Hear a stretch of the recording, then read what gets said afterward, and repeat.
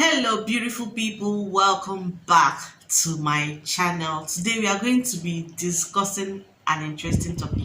Today is going to be a kind of sharing story about my cultural shock in Libreville, Gabon. And I know you're going to enjoy this particular video because it's like a storytelling and like you understand and know the culture of these people, their way of life that is different from ours, their way of life that I experienced that kind of shocked me, that I kind of feel it is different from the way we do our things back home. So guys, make sure you do watch this video.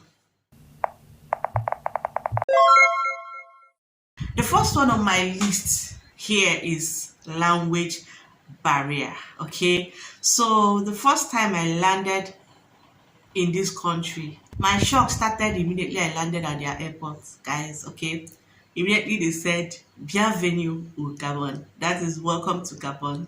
My experience started.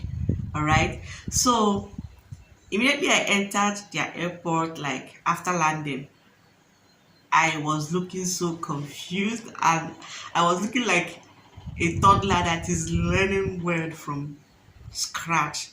When I got to the airport, like literally everybody at the airport we are speaking French. The security guards, the immigration officers, all the personnel at the airport we are speaking French, and it was hard for me, very hard for me to kind of communicate with them and express my feelings and everything, ask them questions, even what they asked me, the documents they asked me to bring at some point. I couldn't understand, like I didn't understand what they asked me to get, and I was so confused. And at a point they asked me to sit down and wait. I waited for so long because of language barrier. I felt maybe if I get to their airport that first time, maybe I'll get someone that's that can speak English, like that will understand me and ask me my questions and everything. I thought there would be someone that speak English at their immigration, but no, everyone there is clearly francophone and they speak French only. The second shock here is their weather. Okay, their weather is different from where I was coming from. Like in Nigeria, their weather is you have dry season and rainy season. Yeah, that's our weather. It's the same here, dry season and rainy season. Okay, but when it happens, it's different. Like in Nigeria, we have Harmattan cold season towards ember months, like from December, early January, and so on. So, but here we are in June right now, and we are going to July. This period is their cold period, like it's Harmattan here right now. It's cold, not like really cold, but the weather is chilled in this country right now. The culture that shocked me so well about this country.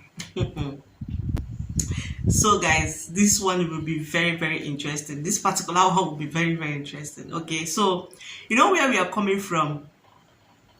We see teenage pregnancy as a taboo, and anyone that gets pregnant in secondary school will be expelled or suspended within that period. Anyone that gets pregnant without being married hides, like literally hide till they give birth to their child. Most of them even disappear from the community and go to another state or another village to stay, so that as in it's in where I'm coming from, it is seen as a thing of shame, like sort of to give birth to a child without being married. Okay, but it's different here. They accept their children when they get pregnant outside marriage. Like they literally accept them. They go to school with their pregnancy, they go to church with their pregnancy, they are accepted, they are not being chased out. They are not being like made caricature of, like you got pregnant outside wedlock. No. But they accept them, feed the child at home. The girl goes to school, goes to church, and every other place she wants to go to. She's not going to hide from her classmates. She's not going to hide from her family members that will laugh at her, or her friends that will laugh at her. No, it's not the same here. The thing is, they continue with their life activity. They see it as something that is a blessing or somewhat. But I find it interesting though, where we are coming from.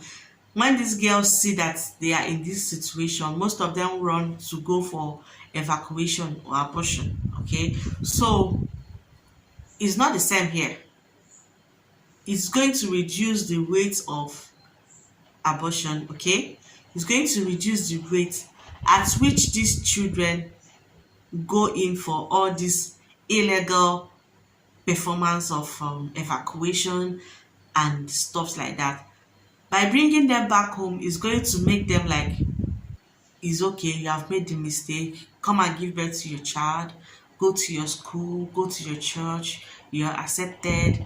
The only thing they will do, they will go and tell the person that is responsible for the pregnancy, okay, you've gotten our child pregnant, what will you contribute, like what will be your contribution to this pregnancy? How will you contribute to this pregnancy? Will you take care of your child? And they will just settle amicably, like settle amicably. That's the thing. Like, I find it interesting in a way and not interesting in some way too, because this girl child, when they see that they accept them getting pregnant outside wedlock, there will be high rate at which teenage girls get pregnant. You understand? But if you make it in a way that if this girl child gets pregnant and she's suspended from school, their mates wouldn't want to get pregnant as a girl child or as a teenager. That's just my point. But the good thing is it reduces the rates at which girl childs go for. You understand? This one really shocked me, okay? When I was going for antenatal, I do see girls with school uniform, with their pregnancy coming for antenatal. Like if you go enter doctor's office, they'll enter doctor's office. It is somehow not a shameful thing here. They accept it. They embrace you and welcome you when you get pregnant as a teenager. Another thing I experienced that I found interesting is their lights. Okay, I had this insight, like I had this thing in mind that okay, I'm coming to an African country and we are going to maybe have a little similarity regards to light, water, and maybe internet. I thought we are going to have similarity in all those stuffs. Before I came to this place where I lived, guys, where I lived in Owerri, transformer blew for 3 months, like 3 good months. Nobody talked about repairing the transformer. Nobody talked about repairing the light. Everybody just parked because there is generator. You understand? But here, ever since I came to this country, if I've stayed for 3 years, they haven't taken light for 1 month in that 3 years. Do you understand? It's even too much. 1 month is too much. They haven't taken light up to 2 weeks since I came to this place in 3 years. Do you understand? The lights, when they take lights, is for maintenance. If there is anything that happened somewhere, they are repairing, and it doesn't take time, they fix it. This is something that I commend, and this is something interesting, because most times when we stay in our place, we do think other African countries are maybe like us, or we are better than all the African countries that exist. Hell no. Most of these African countries are doing well when it comes to electricity, when it comes to internet, when it comes to water. You understand? So this one shocked me because I felt maybe, okay, I'll carry my power bank or something. No, there is nothing like that. So because there is constant light here, you can never see generator disturb anybody's ear. You can never see generator like you will stay in your house, your neighbor on gen and you'll be hearing drum, drum, drum everywhere. No, it doesn't exist here. There is light, there is peace, there is quiet. Everywhere is quiet, the environment is serene, very quiet and peaceful. You understand? The voices you'll be hearing is from cars, people's voices, and maybe animals. As it is here, no generator, they disturb my ear. So this one is really interesting and I love it. The next shocking thing is the traffic light. Okay, so as I said before, this one is, when you're coming from somewhere that's is back to back struggle. Everyone is struggling to get to work, everyone is struggling to go to their various business areas, their schools and everything, and there is traffic. Anywhere you see chance, you pull head. Anywhere you see chance, boom, you pull head. It's not the same here. In this country, even if the road is clear, like you're the only one at that junction and the traffic light is still at red, you're not going anywhere. Even when the security personnel, like, it has gotten into their bone marrow, like they know they are not going anywhere. It has become a part of them, all the people that lives in this country. Like, even if the road, like I said, is very clear, no security personnel is there, they must wait till that red light turns to green before they pass. Something that is very, very interesting. So I don't want to compare much, like I don't want to drag my giants, like I don't want to drag them like tiger generator. I just make everything just the cook. We are so good at judging other countries. We are so good at calling other countries ordinary, small. But most of these small countries are doing better than us when it comes to taking care of their citizens and getting a better basic facilities and amenities for their citizens to be comfortable and have a good life. That is not in their agenda in the other part of the country, and I hope it becomes better someday. Another interesting fact you need to know about this country. So the first time I went to their church, okay, I was expecting, now, all the aunties, all the rich auntie vibes that we do give at home, all the senator wear, the miedimahonozo, the gele, all the heavy makeup, the shoes. When we come to church in Nigeria, we go to church as if you are going for fashion parade. Like, we go to church like we are going to show off our latest fashion wears, like fashionable wears, shoes, bags and everything. It's not the same in this country, guys. Okay, so in this country, when you go to church, you just find people wearing their t-shirts and their jeans, no head tie. Sometimes some people do wear scarf, ordinary scarf. No too much heavy makeup. They do makeup, but it's not like you're doing your wedding type of makeup that we do. They do wear good clothes, but it's not all the that I don't need to explain too much. They just wear simple clothes. Like the last festive period in the church, that's Easter holiday, Easter Sunday. that we went, they had a uniform they wore. I think it's white or red. I'm not too sure, but I think it's white that they wore on that Easter Sunday. Like almost all of them wore just the simple white clothes. Those that have white t-shirts and jeans, white trouser, or those that have white gown, they wore. Those that just have their simple attire, simple native wears, like there is less competition. Where we are coming from, people just come to church to show off, to do competition, like outfit competition. Oh, your friend wore a better outfit last Sunday. Because of it, you go to the tailor shop and be like, so this one, you bring styles of, you go and bring style from fashion shows, American fashion shows, and go and give innocent tailor to frustrate the innocent tailor to go and sew for you. So after sewing now, you people will now go and do competition. This one will say, oh, your shoe, how much did you buy your shoe? How much did you buy your bag? All those unnecessary competition. I don't think it exists here in their churches.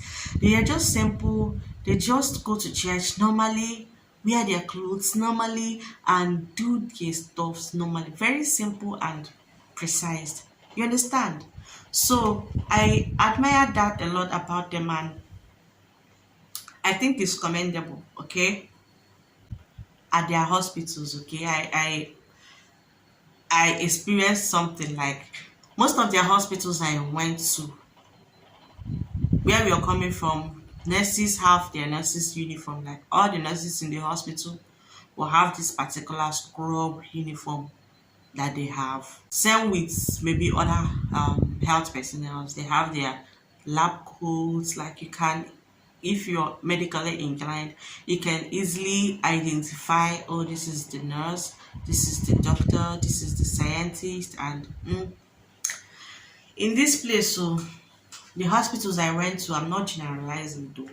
The hospitals I went to, they wear whatever they want to wear as well. You will see Nurse Titi wearing brown scrub. Nurse Amina will wear purple scrub. Dr. Kafaya will wear pink scrub. Like everything is contrasting, and I feel organization is nice.